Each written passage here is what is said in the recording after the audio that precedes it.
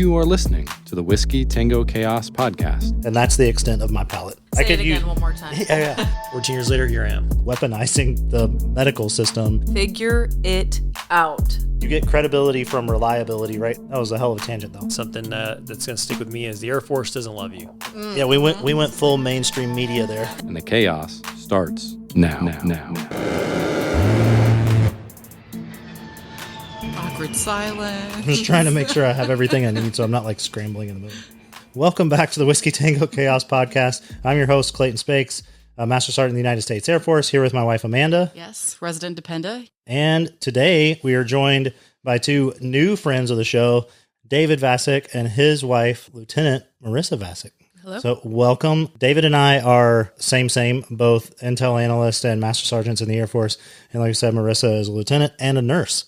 So excited to have you guys on. Thank you for coming. Hopefully we don't scare you away and you never talk to us again because we're going to be here for a while. Like every other podcast, we will start with what we're drinking and we'll go ladies and guests first. So Marissa. All right. Well, I brought some Tullamore Dew, which I first discovered on and I'm calling it what it is, deployment to New Mexico. I was on the some medical mission and one of the docs there introduced me to this. So Tullamore Dew. Yeah, I'm sorry. I was mid drink. You're up, babe. I saw the point. Hey, I am drinking the exact same thing. This one is finished in a rum cask as well. Oh yeah, I can read similar it. to the Angel's Envy that we had in a previous episode, and it's delicious. Very smooth. Yeah, very good. You can really pick up like the caramel notes in this one. Yeah, so Marissa and David brought this for us. It's like you said, it's a Tullamore Dew Irish whiskey, Caribbean rum cask finish, and it is tasty. I like the sweetness from the rum barrel, but it is, why can I not read? 43% alcohol, so like pretty smooth, dangerously easy to drink since it's pretty sweet. I get a lot of the like fruity floral notes. Very tasty. And that's the extent of my palate. Yeah, I'm not. Thank you for bringing this. This is really good. Yeah. I'm not a fan of that, like just throat burn after. So That's fair. This is nice and smooth and. It depends. Like I go through like moods where I'll like cast strength or barrel strength stuff, and I can do that. But I don't know. I guess I have to kind of be in the mood. I don't mind a little bit of burn. Like it's okay. It's like, all right, I know it's alcohol, so I'll take some burn. But something to be said for a good easy drinker. Mm-hmm. Also, it's nice if I can have something that I can have more than like two of before my night's over or I'm making regrettable decisions. Yeah. David, you're last. Well, I'm drinking Angel's Envy. First time I had it. It smells like a dessert. I can taste a lot of caramel. Slight burn, but nothing too difficult. I can handle it. And yeah, it's the finished rye that we talked about in a previous episode too. So two like pretty similar whiskeys in terms of like what they are. So an Irish whiskey and then the one David has is a rye. Both finished in rum barrels. I'm starting to think that may just be like what I'm into because my favorite like Scotch that I started with was Balvenie that was also finished in rum barrels. I think like maybe I just have a sweet tooth and that like I get the mix, the alcohol and the like adult pastime with a little bit of candy. I agree. Yeah, I mean nothing goes better with whiskey than candy, right? Who knows? I've eaten some weird things with like Amanda came in here the other day and I was eating peanut brittle. And drinking bourbon. Although I guess for like right now I'm drinking this Irish whiskey and mixing it with Lone Star beer because I've gone full Texan. There's in October we posted a whole whiskey pairing. It was what whiskey goes with what Halloween candy. So you could. Those were actually pretty good though. They paired very well. Sweet. Well, thank you guys for joining us. Before we get too deep into like any questions, we want to let everybody know a little bit about you. So. We'll go ladies first again. Marissa, tell us how you got here, a little bit about yourself and kind of like how you decided to join the Air Force and what you've been doing so far. Yeah, I met and I'm sitting next to my Air Force recruiter. Hey, hold on a second. Do you get like extra points for recruiting her? Like she's exaggerating. I was not her recruiter. He probably still didn't hit his goal that month. But were you in the office? No, that's how we met. I've heard stories about this. Yeah. Well, in all seriousness, he was sent up there to be a recruiter in Michigan, where I'm from. We met up there. I was not in yet, but he was. And long story short, we got married, moved to Texas. I don't know. I don't really remember how we got started on it. It came down to best way for job fulfillment, getting compensated, having that progressive leadership and pay trajectory. Also, again, just getting her student loan debt paid down. I knew the Air Force could offer that. Yeah. That's huge. That's a good point. That was a big contributing factor. My loans were crippling. They were bad. So the Air Force helped me with that for sure. But yeah, I joined immediately as an ER nurse. I was a direct commission. I didn't have to do, I know you had Hillary on. Yeah. My path was very different than hers. When you have a specialty, you can come in directly with that specialty. So your direct commissioning, is that the same thing? Is that COT? Is that the same thing? It was COT. COT's a 5-week, typically non-line officer course that they send you through. I was the first ever COVID course to go through OTS, which it transitioned to they said that the officers who were going through COT weren't getting a good experience. And so they transitioned it back to OTS, which is what I went through. That was the full 8-week. And now I think they're back to the 5-week COT. The COT thing. Yeah. I had a buddy that went through COT. It would have been 2000. What does COT stand for? Career officer training, I think. I literally think it's commissioned officer training. There we go. And Commissioned officer training. OTS is officer training school. So Okay. tell me All the right. difference. I don't know. And it's like, we like the acronyms. Yeah, I know. Can we get one more acronym in there? yeah, we had our buddy Fritchie went through that in 2014 as like, he's medical admin. For those like not familiar, COT is mostly like nurses, doctors, lawyers, I think go through COT too, right? And then chaplains and medical admin can go through it too. There's probably some other ones that I'm missing, but that's the big ones. Think like mostly stuff that would like already be a pretty good career on the outside. And it's kind of just like a streamlined version. It's like, hey, you already have like whatever the skill set is, whether it's nurse, lawyer, doctor. It's a streamlined way to get them in and teach them just enough about how to Air Force to make them understand it once they get in and do the job that they're already trained for, right? Like nurse, doctor, or whatever. Yeah, that's right. And they go through the exact same program. Like literally they were my roommates, but they get released 3 weeks early. So they don't go through there's like a mock deployment thing we do out in the field. They just skip that and they go back to med school. That sounds better. Whatever. I mean, if I could skip it, I'm in. Those mock deployment things are always terrible. Like Warrior Week for us. Yeah. I did the Beast one. Yeah, whatever. Same thing. Yeah. They changed the name, but it's always the same crap. It's like in the same location and everything. Well, cool. So that was how you came in. And then how long have you been in now? Yeah. So fast forward, I hit 3 years in end of this month, 28. Congratulations. 3 years. Thank Right. you. Yeah.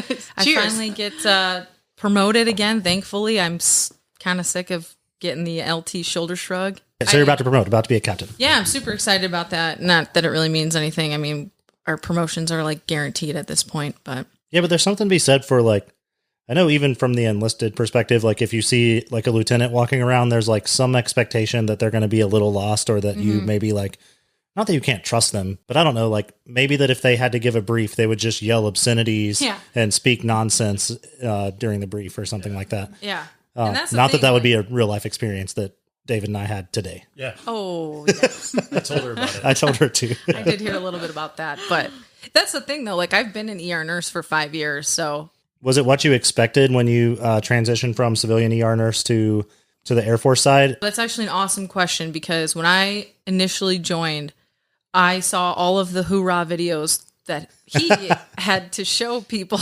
Yeah. And, you see them all and you're like, oh man, that's awesome. I'm going to be on an airplane and I'm going to be deployed and doing cool stuff. And I literally do the exact same job, but I wear OCPs for maybe 5 minutes a day until I put scrubs on. I just last year validated for the CCAT team and I have been on precisely 0 missions. So everything I thought was going to be super cool and tactical, I haven't even gotten to do really.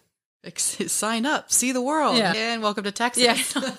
Hey, Texas is its own country, so they say. That's Right. Yeah. So stop me if you don't want to talk about this, but No, go ahead. heard some pretty exciting news through your husband that you may not be a nurse much longer, that you may be cross-training and getting to go do something different. Yeah, I don't know. I hate to say this, but I'm totally burned out after COVID. I mean, I was tasking on a mission my first year in the Air Force. And I don't know, just to give you a brief little summary of how it works. I'm a 46N3J, and the J means I'm assigned to the ER. right? So for some reason, the Air Force thinks that that's interchangeable with an E, which is an ICU nurse. In the first year I was in, I was tasked out as an E, which I am not. I am not an ICU nurse. I always tell people, if I could make this comparison, take a fighter pilot and put them in a heavy and expect them to fly it. They're going to be like, no, I'm not trained on this machine. The ICU is a different machine and I am not trained on it. Yeah. So I went on that mission and I was like, whoa, if this is the expectation, I may need to reconsider a little bit. But anyway, we finished that. I went back to the ER. Everything was fine. But yeah, COVID just totally burned me out. And I hate to say that because I don't know. I really love ER medicine. I love trauma. I love doing all of that. But I don't know. We talked about it and it's just something I want to try. So I'm looking into becoming a cyber officer with, I think it's a 17 Delta technically. Mm-hmm. Yeah. But I'm very early in the process still. So she forgot to mention too, when she went on that COVID deployment, it was to El Paso. I like that. Since this is not recorded, he definitely put that in quotes, by the way. The reason that they got mixed up was the Army. Just summing it up. Yeah. The El Paso was, I guess, in a state of emergency because of all the cases there, and she got tasked to go there, and there was some, I guess, a blunder in the paperwork, and they mixed them up with, I guess, their shreds. I know now, ICU and ER. So she went there and was expected to do this, and I remember her calling me freaking out, like, I don't know how to do this. They want us to do all this stuff. This is different tactics, and I have to know different meds. And she kind of compared to Clayton and me, like us doing, I guess, a 1-in-1 or imagery. And yeah. And I was just like, well, that sucks because, people's lives are, at stake here. And she was just telling me there's people in their late 20s just dying nonstop there. And I mean, I felt bad for her. They finally identified the problem. I think you were only there for a month. Yeah. After 30 days, they were like, okay, this is, we have to fix this. But that's a very stressful situation. And you're expected to perform at your best in a stressful situation for a job that you're not trained to do. Sorry. Yeah, because the stakes are so high. Exactly. It's like, at least if we get stationed somewhere and we're being asked to do an imagery analyst job, or first of all, we'd be screwed because I'm colorblind. But if we're asked to do an imagery analyst job or something like that, for the most part, certainly if you're deployed, it may be different. Like the stuff you're doing has like a direct impact right then. Yeah. But like for the most part, especially for stateside stuff, I would have time to learn and figure it out. Mm-hmm. Let me give you an example. So we were in a civilian hospital, by the way. It wasn't a military. They were, like David said, they were in a state of emergency. So they just called in anybody who was willing to help. I walk in the first day. We go into there's a meeting lounge kind of room, right? And they're like, hey, and it's a bunch of travelers and military. No one knows each other. We're all just here helping. And there's a few people assigned to the hospital for continuity because there's a lot of people coming and going, military contractors.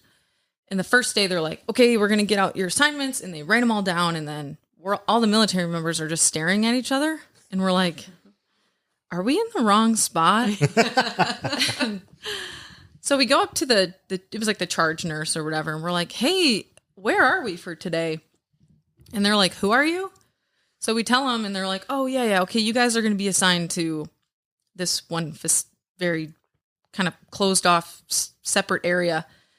And it was this ICU. I don't even know how to describe it to you guys. Their ICUs were full. So they converted one of their recovery departments into an ICU. And we walk in and they're like, and there's, I think 4 or 5 of us. And we walk in and they're like, okay, so just pair up with one of the contract nurses and they're going to kind of show you the ropes. And then tomorrow we'll get you on the schedule for sure. This is going to be your orientation day. So we walk in and they're like, all right, go ahead and log into the computers. We had no access to the computers, which you need access to the computer to know what meds you need to give and all that. And I go up to the first patient, and I'm just going to tell you what this piece of equipment was because this was the same crash course I got. Hey, Lieutenant Vasek, that's the CRRT machine. CRRT machine. You're going to be paired up on that patient with, so-and-so nurse. So you guys just go ahead and get all your stuff squared away for that. And I'm going to take this patient over here, blah, blah, blah. The heck is and I'm like, I have no idea what that is. So it would be like me right now, walking you into that same situation and being like, yeah, that's CRRT machine. You're going to go ahead and come to find out it's a renal whatever. I don't even know what it stands for now, but it's some sort of renal therapy machine, and it helps with, I don't even know, filtering blood or something. But that's my point. We walk in and just do this. Yeah, there's no true orientation. Wow. I had no idea what to expect. There's not really any true staff there to give us an orientation. So not to scare you guys to death, because they were good. It was good. It was very well ran, and we had support. It was just terrifying at the time. Yeah. I mean, looking back, it was fine. But in the moment, I was like, oh my God. What am I going to do? Kill somebody. Yeah. This isn't going to end well. Yeah. And especially at this time, so at that point, a pretty new lieutenant, right? You hadn't been in very long by the time you went to New Mexico. I think it was in for like this El Paso, the first one. Yeah, that was my first one, El Paso. Yeah, so you had been, but so when you went to El Paso, you hadn't been in. You'd been an ER nurse for a couple years, but you hadn't been in the Air Force for very long. She came in less than a year. March 28, 2020, and she was in El Paso November 2020. Oh, wow. Yeah, that's wild. They're just trying to like try to equate it, like, because that's like kind of unheard of for us. No, I mean, maybe in some bigger, like if you're security forces, maybe maintenance, that you would come in and then deploy. If you're in one of those jobs that deploys as a unit, then maybe you would. But like for us, you're probably not deploying until you're at least a senior airman. Even when we were younger, when GWAT was the big thing, you were still probably a senior airman before you deployed. And you've got like, at that point, for almost 4 years of experience. I'm just trying to think back, like, yeah, you have your technical expertise, but you're still trying all these other life changes are still new that you're like trying to figure out. And then now you're in this new location, and then come to find out, oh, by the way, now do this job that you're like, doesn't make any sense to you, right? Or I guess I shouldn't say doesn't make any sense. Like you're right. It's still medical, but these tools and techniques that you're not used to. Yeah. Especially now looking back, if they were to send me now, having worked in a trauma center and gotten a lot more experience and knowledge about the Air Force and expectations and everything I have now, I would feel much more prepared. But at the time I was like, oh my gosh, what am I doing? So yeah, it was just crazy. So, all right. So we're still on our intros. So David, your turn now. What are we, like 20 minutes later? Sorry, we'll shut up. Hey, you exist. What's up? Other side of the couch. I grew up not too far from here in Austin. My dad's from here in San Antonio, so I'm real familiar with this area. Out of high school, I didn't want to go into student loan debt till I was 90 years old. Became a firefighter, did that for 3 years, and then became an Army contractor. No job stability with that. So joined the Air Force at 24, a little later in life, probably for the better. 14 years later, here I am. Well, that's a shame, because now you're in debt married to me. Yeah, you took on student loans whether you wanted it or not. Yeah, so I didn't want to say that, but you said, You said it for me. I thought it was implied. But yeah, it's just been doing it since. I've started off as obviously same thing as Clayton, signals intelligence analyst. Deploy really quickly. I know you alluded to earlier. I deployed 10 months time on station during the big Afghan push. Oh, geez. I believe we talked about, we both did kind of the same mission, the HUMIT mission out there. Trained up in Arizona, got forced to do recruiting. Wasn't that happy about that. Again, being from South Central Texas and going up to suburbs of Detroit, Michigan to engage in the community. And my job is my job reputation at stake. How well I can do and engage in the community, I have no idea about, kind of upset me. Plus, I didn't really want to be a salesman for the Air Force or HR rep for the Air Force. Came in to contribute to the fight, as I imagine you did too, Clayton. But got through it. And again, I met my wife, Marissa. Her family took me in like I was their own. Her parents are like my parents.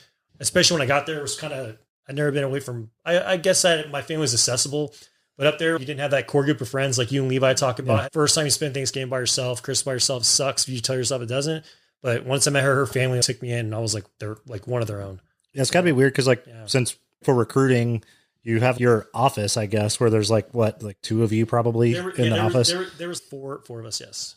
And then your rest of your leadership is in your region, but that doesn't necessarily mean they're close or that you want to hang out with them for that matter.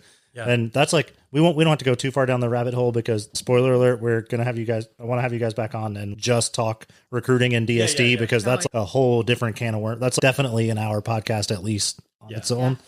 Hey, and we have a lot more whiskey to try, so it'll be perfect. We'll probably need some for David to dig up those wounds. Oh no, it's like we joke about it at work, but yeah, it's truly just, without sounding too negative, I am grateful for being in the Air Force. And like I said, I wouldn't have met my wife, so things happen for a reason. Just some days at work, I just feel like that was a detriment to my career so far. I will say that's a credit to you too, because I was a huge bitch during nursing school. Again, I didn't want to say it. Right, you said it out loud. It was implied. It was not easy. It was 13 months long, and it was brutal. She wasn't that bad. I mean, she's probably one of the smartest people I've ever met in my life. She was number one in her class. I wasn't surprised at all. And she's just, everything she's done since I've known her, she has just taken it and ran with it and just been the best at it. So Thank you. I'm just like, I'm grateful that she's my wife. She pushes me to do the same thing. She saves my ass all the time because he says I'm not book smart, but she makes up for it that I'm not book smart. He says this at work too. So this is not just because this is published on the internet. Yeah, he has told me multiple times that you're the smartest person he's ever met. Let's see, 8 years. This is the first time I think I've heard that. I don't give out compliments too often because that means they mean more when I give them out. That's fair. Well, cool.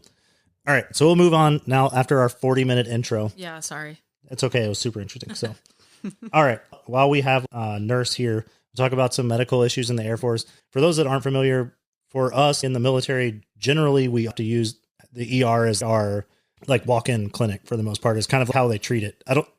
Now we probably shouldn't treat it that way. No, you absolutely shouldn't. But it happened. That's like kind of the way the military functions. Is like, okay, if you don't have a walk-in, which I think here has a sick call in the mornings, if some days at least.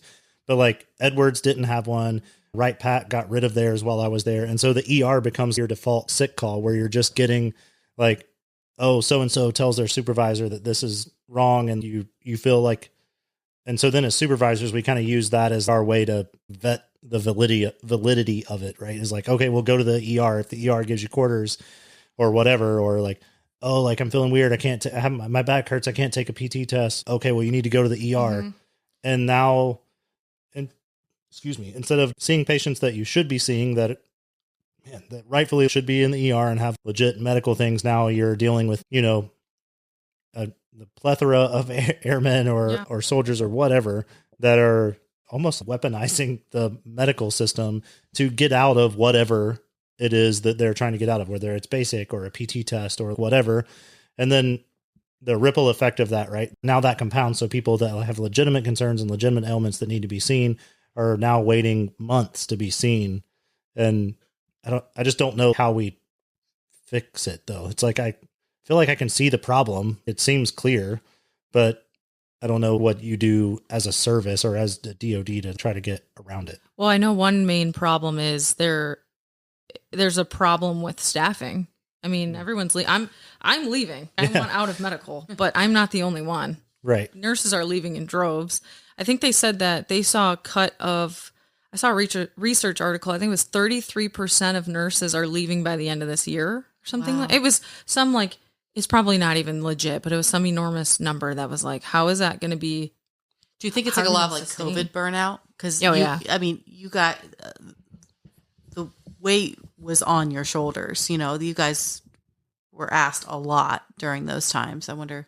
Yeah, I think so. And I mean, you make a great point too, because like yesterday, for example, I had triaged 95 people in a 10-hour time. Good grief. I think like 10-hour span or something. But in between, I'm still a trauma nurse and I get pulled to trauma alerts and I'm going and doing CPR and intubations and all these things and getting patients up to the ICU. And then you come right back down and you're like, hey, okay, so what's bringing you in today? How are you? And it's bouncing back and forth like that. It's tricky and it definitely burns you out. And I think that's part of the problem. We don't have staff. When you were a civilian nurse, did you notice an increase in people that were in the ER that didn't really need to be in the ER as a military nurse versus a civilian nurse? I think it's just different. Civilian side, patients are much more unhealthy. And in the military, they're usually, for the most part, fairly healthy. I mean, although they may take advantage of healthcare, they're still getting seen and getting treated and feeling good. So although it may seem like, oh, this is BS, like you don't need to be here, I guess that's kind of good because your ailments aren't killing you. Right. Where in the civilian sector, it's a lot of diabetics or something who are non-compliant and they missed the dialysis treatment and their labs are all whacked out. And it's like, holy crap, like you are not healthy right now. Like, your heart can stop. So it's just different.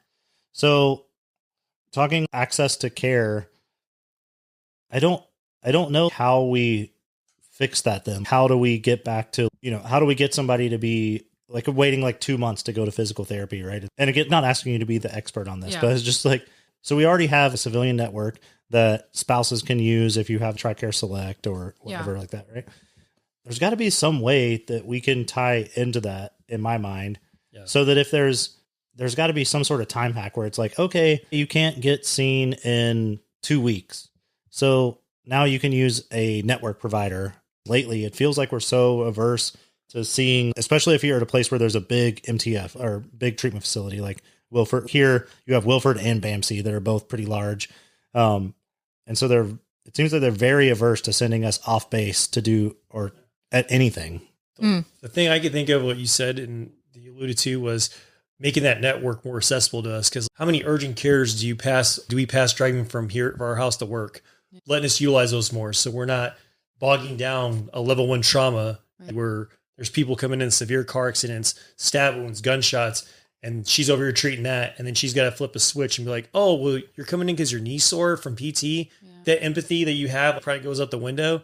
But again, it all boils down to money too, because I mean, I could be quoting this wrong, but I'm pretty sure I read the biggest expense for the Air Force. Everyone thinks it's airplanes and, our weapons systems and stuff like that. It's actually healthcare, if I'm not mistaken. Well, you're at a disadvantage already. If you hear that you're going to a teaching facility, right? What's the first thing you think of when you hear that? Yeah, poor care. Where I work at is a teaching facility. That's the first thing you think of? Really? If someone doing a teaching facility, God, that's not good.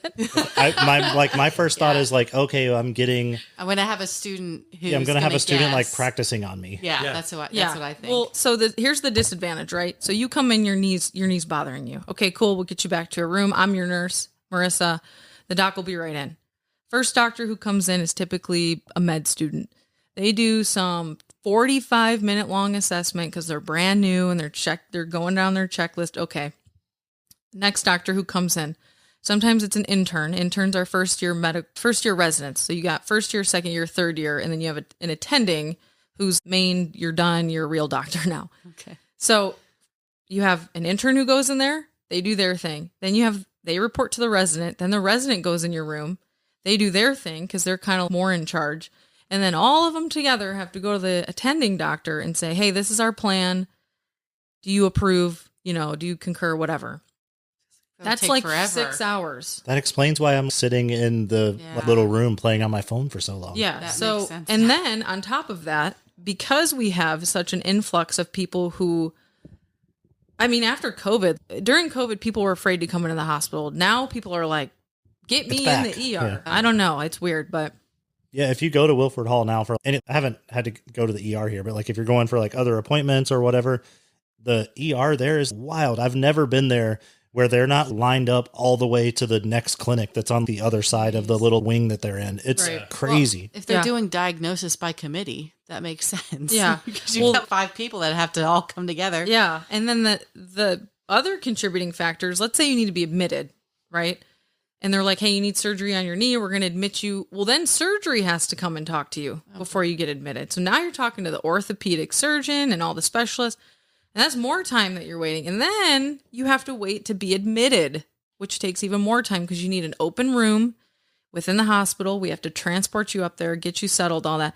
You're there for probably 7, 8, 9, 10 hours sometimes because of the process. And it's a teaching facility, so that's just the way it is. But that's crazy. That makes sense because there's been, I think Wright Pat was a teaching facility. It is. And there were times when I would go I actually stopped going into the ER and because we found an urgent care that took our insurance. But at the time, anyway, I would go in there with, that was my fault. That was like my ignorance. It was like, oh yeah, you have to go to the ER for things. So I was leading to the problem. We had our oldest now, our almost 5-year-old now was 6 or 7 months old at the time. So we called the nurse advice line and they're like, okay, well, do you have an ER near you? Don't get me started on the nurse advice line. So they sent us to the ER. All roads lead to go to the ER. Go to the ER if you have an MTF. Well, turns out if you're dependents, they can just go to urgent care. There's not like a limit on it. No one knows that though. Yeah. And it was new to me, right? Because Amanda never goes to the doctor for anything. So we were, I was just like, okay, yeah, that makes sense. You just go to the ER for things. And so we went there. Of course, we wait forever and then they can't do anything because, oh, by the way, they don't have a pediatrician at the ER. My own ignorance, like had I known already that it was like, oh yeah, dependents can just go to urgent care, then it would have just gone to urgent care. But on the military side, it's tough because we can go to urgent care, but it's a process to get it approved, right? So I think you get, I'll fact check myself, but I think you only get one a year. and you still have to go through the nurse advice line and all this other stuff. And if you have an MTF local to you, you're still supposed to go to the ER first. It's got to be a money thing. The MTFs, like, they're staffed and paid for regardless of how many patients they see. Yeah, right? like I get paid as a first lieutenant, and so do all the doctors. They get paid as a captain, major, whatever, regardless of how many people they see. And it's funny because people say that. They're like, we are only ordering this test because of, whatever, it's money. And we're like, no, I get paid by my same rank. no matter what. I don't care. Yeah. But I'm assuming if they started all of a sudden this huge influx to network providers, now they're having to get paid, and who knows what that cost is? I don't know, but I'm sure it's not cheap. So maybe my solution actually sucks, and the real answer is that we just need to fix staffing. Cool. Well, we're going to completely pivot away from medical since now that we've talked for way too long. I know, yeah. So we'll do this one quick, but you had a question posed that I think a lot of us have heard it before, but it was the first time we got it for the podcast, and we answered it 3 episodes ago now. But the question was, are leaders born or made? Quick recap of my stance. I think that leaders are born. However, I think we can teach you to improve some of those attributes. And I guess really what I'm talking about, a friend of ours, Jeff Clay, he put it this way, was that like you can teach people to manage. And I think that's really what we do with like PME or whatever. I'm going to pass it to David first, since you asked the question. I'll let you finish it up, Marissa. But what's your stance on whether leaders are born or made? I'm curious too. I don't think I know your answer. I've given my answer. This isn't your pillow talk? No, I've given my answer before in the past, but no, he talks about Clayton. Yeah. So yeah, I got to talk about football tomorrow. I got to tell you. Gosh, yeah. I think they're born. I think there's a certain charisma that you're just born with, or your parents instill in you, or you just naturally pick up something just clicks in your brain for someone to want to follow you. I think you can teach some, I guess, like attributes that can fine tune that. But if you got someone that's just socially awkward or just not a good leader, and you try to teach them things, it's going to show very, very quickly as you put it, as just being a manager, or just they suck at both. But yeah, I'm a firm believer that you're just born with the charisma to lead and have people want to work for you and want to follow you, and then take everything that you say with credibility. But that's just my outtake on it. There's just some people where we're drawn to them. We can talk to them about anything, about Air Force stuff.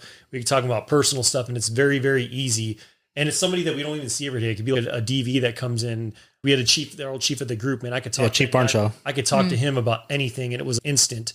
And he's a perfect example. I think he was born with that. So while we're passing out compliments today, since you said Marissa was the smartest person you've ever seen, I think I could use one more time. Yeah. So like I could use you as the example there, right? So of course there's lots of things. You get credibility from reliability, right? What does they say? The best ability is availability, that sort of thing, right? Yeah. So of course there's some of that. People come to you because you've proven that you'll be there for them in the past. There's a lot of people that come to you and ask you for help, or will do what you say, not because you're mandating that they do it or anything like that, or they'll come to you and seek advice, not because you're saying, hey, come look at me, please talk to me. In fact, a lot of times I think you actively try to get people to leave you the fuck alone, and they still seek you out and want your opinion. I think that's the intangible thing that I'm talking about. David is a good example of that. Somebody that has that innate ability to lead. That's not something you're going to find in PME. Oh, thank you. That means a lot. But back to leave me the fuck alone. I do that because our coworkers, sometimes I don't want to step on other coworkers' toes, because I was in that job before, and guys come to me still. So I'm like, hey, you need to go talk to your current leader and let them communicate with them that it's okay to come talk to me, because I don't want them to think I'm trying to do their job for them. But no, thank you. That means a lot to me. And then, like I said, my big thing that I value in leaders, and I've said this even to our group and wing leadership, some of the offsites that I've been to the last couple of years, is trust, man. I got to trust you. I don't trust you, I can't work for you. I'm not going to want to talk to you about anything. I just got to trust you. And then that's what I try to do with some of the airmen, just showing that, joking around, showing you have a sense of humor. You're just a normal guy that just, has paid dividends for me throughout the past. But that's my take on it. Not to take up anyone else's time. Is that a segue? Yeah. I'm super passionate about this topic, but here's my short answer. They're born. I truly believe that, particularly after joining the Air Force. Have you guys ever had a bad leader? David, just give me your quick answer. Yes, a lot of them. Yes. Most of them, actually. The reason I think that they are born is because the Air Force spends millions of dollars trying to train people to become good leaders, and we still have god-awful, horrible leaders. Like, why is that? I don't know. I personally believe they're born with kind of what you said. They have particular attributes that they may have been born with that you can build upon, but I still think somebody's still just at the end of the day born with them.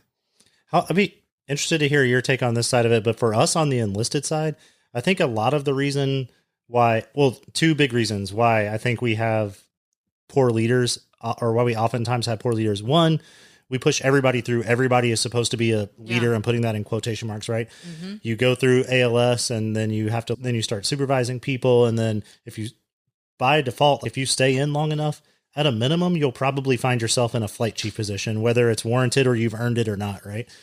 And then the second thing that I think causes us to have poor leadership on the enlisted side is our promotion system. It drives a me first attitude versus a team first attitude. It's a constant competition on the enlisted side. And some people, like I said, I just went on a tangent with you about this not too long ago, where I just pride myself on not backstabbing my peers, just putting everything out there. Hey, if I want us to all get promoted in a perfect world. But yeah, it's just, and there's a chief that was talking about it, and he was just blunt with it.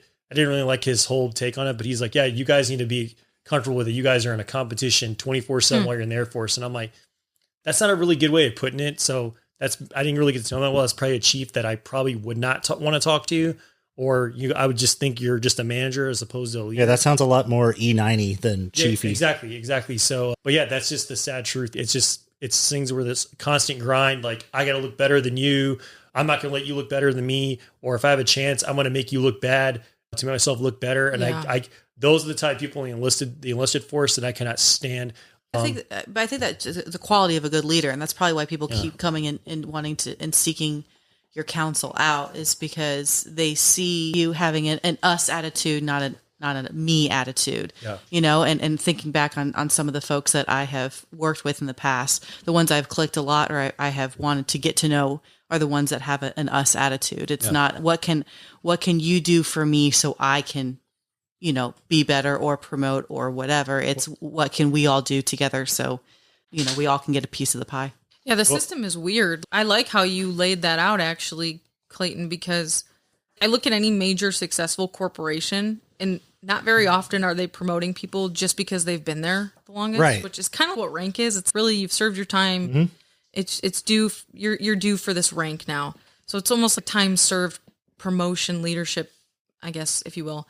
But like Elon Musk, the dude was in his 20s with a multi-million-dollar company because he just has it. Like, I don't know why we do it the way that we do. What's weird is on the enlisted side, their force distribution model was meant to combat exactly that. But what they traded one set of problems for another. Yeah. Sure, like in force distribution incentivizes performance. You have to do something. You can't just exist. Right. But yeah, I think we overcorrected, and now we went to have this kind of me first competitive mentality. And the frustrating part about it is there is so much work. There's so much that needs to be done. We can all eat. Everybody can have a seat at the table. And it's honestly works better. And the times that I've been the most successful in my career were because everyone around me was successful too. And all of us were working to make each other successful. Yeah. I wasn't trying to be force distributed. I wasn't trying to promote. I was doing the things that I thought would be helpful and make the people around me better. And that culture was infectious. Everybody's doing better. Everybody's getting promoted. My last unit, we ended up with 13 master sergeants because everybody promoted all at the same time, because there's enough work to do. The scope of, I don't care what job you're in. I don't care if it's services, finance, like intel, medical, security forces, doesn't matter. No matter what job you're in, there's enough work to do because there's just not that many of us, right? We're constantly trying to do more with less. And what you're doing today is not enough. It's got to grow. You have to innovate. You have to change to bring more to the fight for what's coming next year or the year after that or 5 years from now. So there's always going to be something else to do. There's always more work to be done. Yeah, anyway, sorry, I totally just stepped all over. No, you're right, because there's a difference between people who say what you just said and who act out what you just said. And you guys act it. And I actually did a kind of, I don't even want to call it a research study, but almost like a poll on what are the attributes of a good leader, of someone you want to follow. And it was, of course, naturally driven. They have some sort of grit. You can't teach that stuff, right? Mm-hmm. But then the last one, and most surprising, was genuine empathy. And people can see through your shit. And they know when you're just saying something because I'm supposed to say this right now, aren't I? Versus I actually genuinely care about your success. And that was by far one of the top 3. What is, when I asked, what are the best characteristics of a leader? For sure, empathy was on that. I found that interesting. I didn't really think about that, but I think for me, a lot of times that determines whether I'll come back to that person or not. Trust obviously is a huge one, but whether I think you actually give a shit, or you're just paying lip service to it is huge. Yeah, which I think we all know that. It's just like I think some people just got it and they're able to feel genuine empathy, and some people, like you said, just play the game. I have a story for you then. I'm ready. I have I don't know if you saw my pictures online of our T-Trex course that we made. It's a basically field training exercise for trauma. Okay. Just like hands-on, fully immersive course for nurses, medics, doctors, whatever. Well, we got through the course. It was a ton of work, but we got through, we completed a lot of things to basically make the general happy, if you will. So then she was like, yes, keep it going. Well, after we worked through it and got tremendous success, one of our majors came up to me. He's like, hey, Vasek, I really want to help out with your course. So if you're looking for any instructors, I really need a bullet. And I was like, sir, respectfully, let me just stop you right there. Everything you just told me is literally just to benefit you. And that sounds like the only reason you want to help. Sorry, but we're good. Yep. And I just straight up told him no. I was like, why would I want you involved in this? You only care about yourself.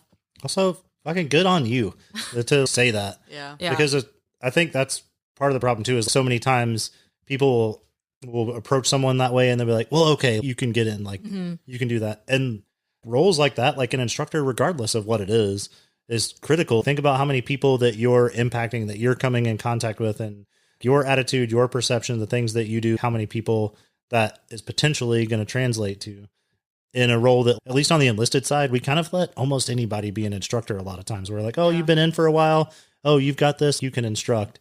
And then I think we should be more selective in those kinds of roles, I guess. Yeah.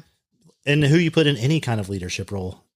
Yeah. It's like we push everybody through. Yeah. He's cool. I like him, but like, I don't know. I just felt weird that was the first thing you said to me is like, I want to do this to benefit me. That's tough. I don't know. It was weird. Awesome. I was glad to hear your thought. Although I kind of was hoping that somebody in the room was going to say that leaders can be made. Just to have like devil's advocate opinion. Yeah. So far, I've never heard anybody take that stance. I asked that question at work and it was a 50-50. Really? Mm-hmm. What were some of the arguments for leaders can be made? That it's a nurture thing. Like you may not have been born with it, but you may have been born with parents who developed you into a leader. But then I argue that you still need the characteristics I think within you. Yeah. Like intrinsically to build upon. Nature versus nurture is probably too deep for my dumb brain, but I still feel like there's got to be something there. Yeah, I do too. Okay, I'm going to use our kids as an example. 2 kids, same parents, same upbringing, and they are vastly different. Yeah. Vastly different. So even though we are nurturing our kids the exact same, one is clearly has more leadership qualities than the other. Waylon will hit you with a baseball bat. Yeah, I'm laughing because it could not be more opposite. We've told lots of stories. All right. So we just debunked that. Boom. Boom. I like that we just totally were like, yeah, we totally crushed that and we're right because we all agree. There was no dissenting opinion in the room. Our echo chamber right now. Yeah, we crushed it. One of the main qualifications to run for president. Yeah, we went full mainstream media there. Like, hang out with people who only agree with you. You guys agree with me? We're right? All right, cool. Perfect. All right, so we're rambling and we took up way too much of your time. Thank you for all of the stories. Good. But we always close the podcast with new guests out with 2 questions. So again, we'll go ladies first. So Marissa, you first.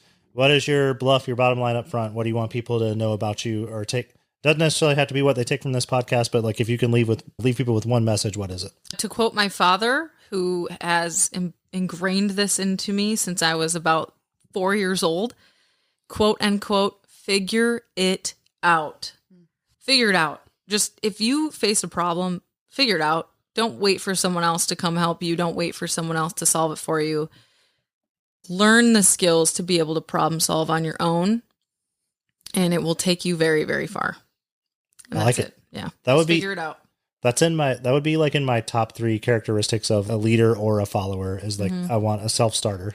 Yeah, totally. And it's so easy to say, but sometimes so hard to do, but just figure it out. Like I remember as a kid, sorry, I'm going to ramble again, but there were times where like he would expect me, and David knows some of these horror stories, but he would expect me to do things that no 7-year-old should be able to do. His drill stopped working, and he handed it to me, was like, here, figure it out. And I went inside. I'll never forget this. I disassembled the drill at 7 and put it back together and got it working again. And he still tells that story, but I don't know. It's weird stuff like that as a parent that you like get like just a metric shit ton of pride from. No, you're right. Like, because even looking back at that now, and as frustrating as it is in the moment as a kid, adolescent, adult, to be told, I'm not helping you. You have to figure it out. Yeah. The pride you feel when you accomplish something, thinking you needed someone else's help, but then realizing like, no, I can do it. Yeah. He has instilled so much confidence in me. But good on Dad. I'm going to take that and probably use that for our kids. It's kind of speaking. I like that. Because I mean, even as an adult, if I figure something out on my own. That story's like, sorry, I just interrupted you again. I like how I interrupted you and then said I was sorry and then interrupted you again immediately. Anyway, there's that pride, and there's motivation that comes from it too, to keep going and do better and do bigger and see what else you can do. That's cool. Figure it out. Yeah. Figure it out. All right, David, your turn. What do you want people to take away? Bottom line front, I don't know. I'm trying to think off the cusp. I'll just relate back to like just work or being in the Air Force is don't be a backstabber. Don't always think about yourself. I don't know. Like you said, just have that team environment and look out for one another because like I said, our current commander said something that's going to stick with me is the Air Force doesn't love you. Mm-hmm. And it's a temporary part of your life. So try to make the best of it, make good friends and look out for one another. And that's it. Just put in a nutshell because I know we're running out of time. I think that's good advice and hits home for me, somebody that's in definitely the twilight of my career, right? I have a year left. Yeah. And it's gone by so fast. Yep. It's like, great. Like the Air Force won't remember that I was in it. They won't care. Yeah. It will move on. But hopefully there's a handful, 2, 3, 4, 5 people, something like that I've made an impact on and their lives are better. They're better people because of an interaction that we had. And who knows when that is, but you don't have those reactions by being those interactions by being selfish. Mm-hmm. You have those interactions by being truly invested in the people around you. Yeah. Just kind of like buck the system. Like I told you about being competitive and you have to look better. Just whatever, like I guess kind of like motivate one another and just, like I said, do it the right way. Yeah. Get promoted. And like I said, just progress the right way. That's it. We promise it will work itself out.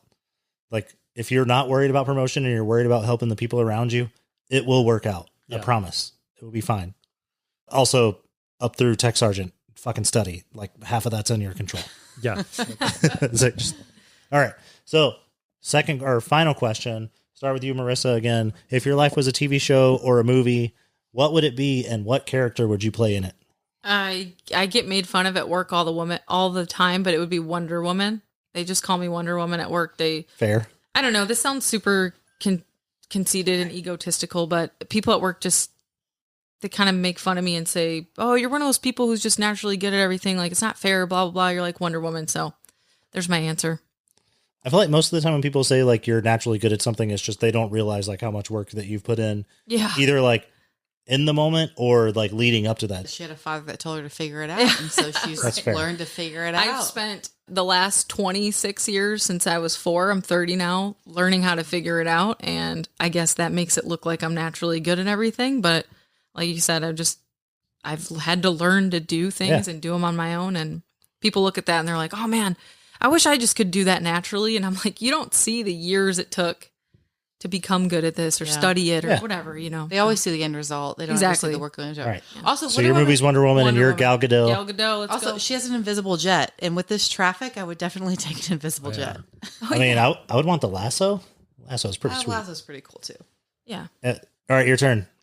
I know his. Cillian Murphy, because he looks like him. No. Just off the top of my head again, for the sake of time, is the first thing that came to mind was Zach Morris, Saved by the Bell. Yeah. I love that show. And then when I was a preteen, and I just wanted to be him. And I don't know, I just kind of like how he I pictured you as a Slater, to be honest. No. Zach, I love Zach Morrison. Kelly Kapowski's my first crush, but all of us. I know. Mine. But yeah, he was. She's still so hot. He was just common sense smart, but I mean, he did some sleazy things, but at the end of the day, he looked out for his friends. And that's what I try to do when I actually consider someone a friend, which it takes a lot for me nowadays to consider someone a friend. Is like, I'll look out for you and be there for you. It'd be 4 a.m. You need help, I'll be there for you. So that's a good one. I wish we could have time out, from Saved by the Bell. Oh, dude, I think about it all the time. Like when I want to sleep for another 2 hours in the morning, time out. I wish you could just do time out. And it's like, yeah. Or today in that briefing where everything's happening, we're like, time out. Oh, yeah. And then we just talk to the camera and be like, can you believe what is happening right now? Wildness. All right. Well, thank you guys so much for your time. I appreciate you coming out and talking to us and giving your opinions, and also for your friendship and mentorship over the time that we've been here. Really, really appreciate it. Can't wait to have you guys back if you will have us and talk about hopefully more leadership lessons. That was a blast. And can't wait to hear your opinions on DST and recruiter duty, as we've talked about this a little bit at work. So thank you. You're in for a treat. I'll try not to be too long-winded. Real quick, Marissa, I know you also have your own podcast. Sorry, we were supposed to plug this. We were going to talk about this earlier, and then I got super sidetracked. I do. What is your podcast, and where do we find it? It's called Dirty Scrubs Podcast, and it's basically anywhere you can find podcasts. Perfect. Spotify mainly, YouTube, that kind of thing. I have a kids book too. I'm going to get you guys one. What? Yeah, it's called Little Tree Nut. Aw. I love it. Yeah, I'll get you guys a copy. Yeah, shameless plug. The Wonder Woman thing is making more sense now. I was like, what do you not do? Yeah. Money hit her checking account from Amazon. I'm like, what is this? And she told me, I'm like, oh, that's good. You're like, you have a book? No, I knew, but I was just like, I didn't know there was money coming. He did. He was like, what is this? I was like, oh, cool. That's awesome. I look forward to it. Yeah. Well, thank you guys again. And again, thank you guys for listening. We appreciate it. If you're looking to find us on social media, it's at Whiskey Tango Chaos, or on the internet at whiskeytangochaos.com. It'll take you a link to anything that we have, and you can check out our store. Anything that you buy at the store goes back to support our whiskey habit. But the biggest thing that you can do to help us out is anywhere you're listening, subscribe, follow, and leave us a 5-star review on Spotify, iTunes, wherever you find us. Thank you, and we will catch you again in 2 weeks. Cheers. Cheers.